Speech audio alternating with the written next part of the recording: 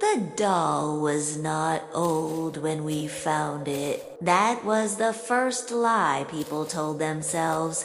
It looked new. Clean porcelain face.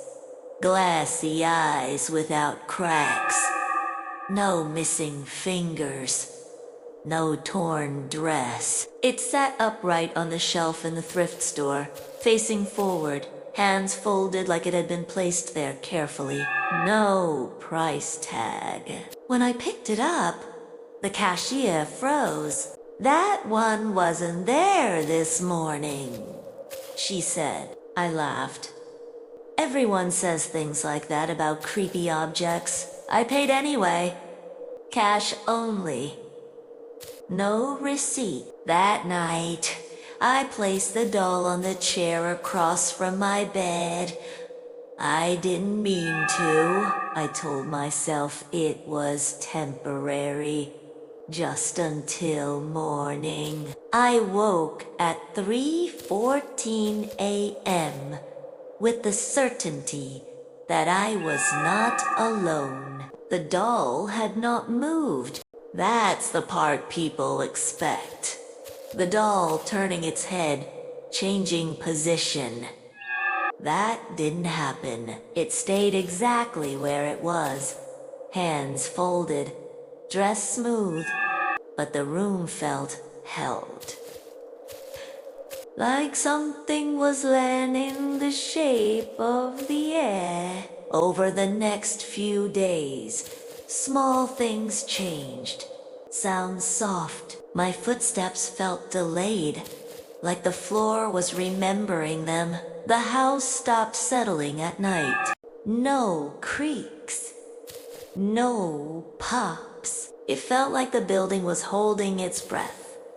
I moved the doll into the guest room. The next morning, it was back in the chair.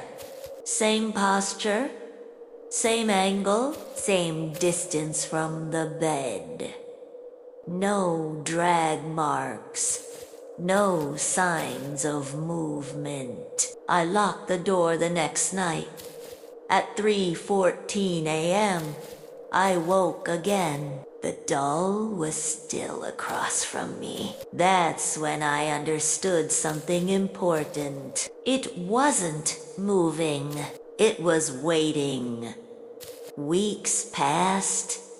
I stopped having dreams. Not nightmares. Nothing at all. Sleep became a blank space, like time had been folded away.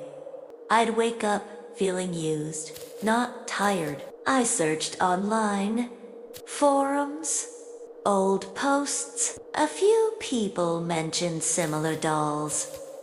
Always new looking, always unpriced, always returned, donated, or abandoned.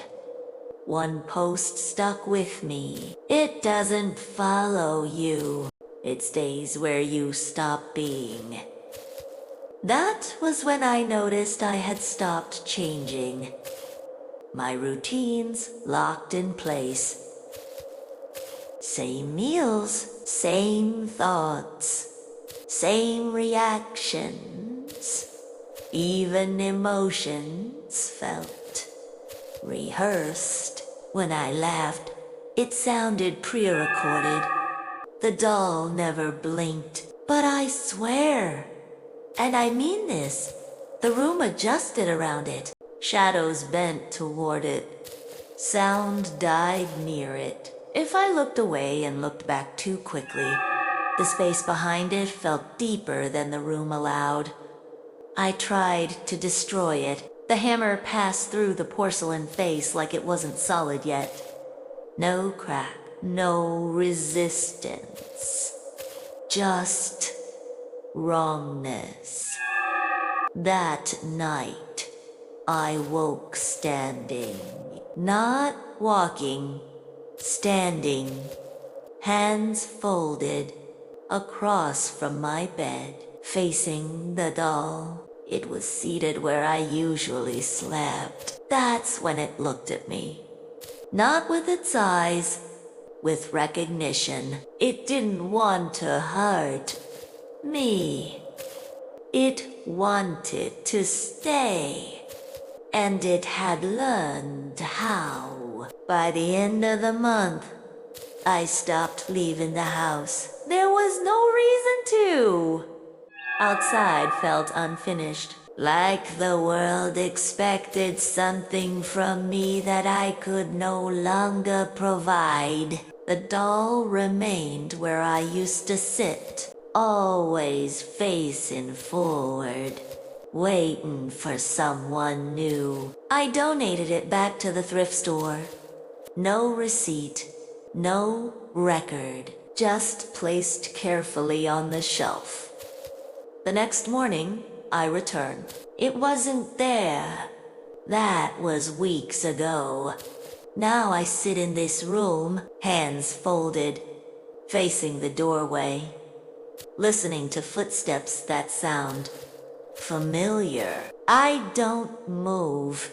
I've learned how to stay, and soon, someone else will too.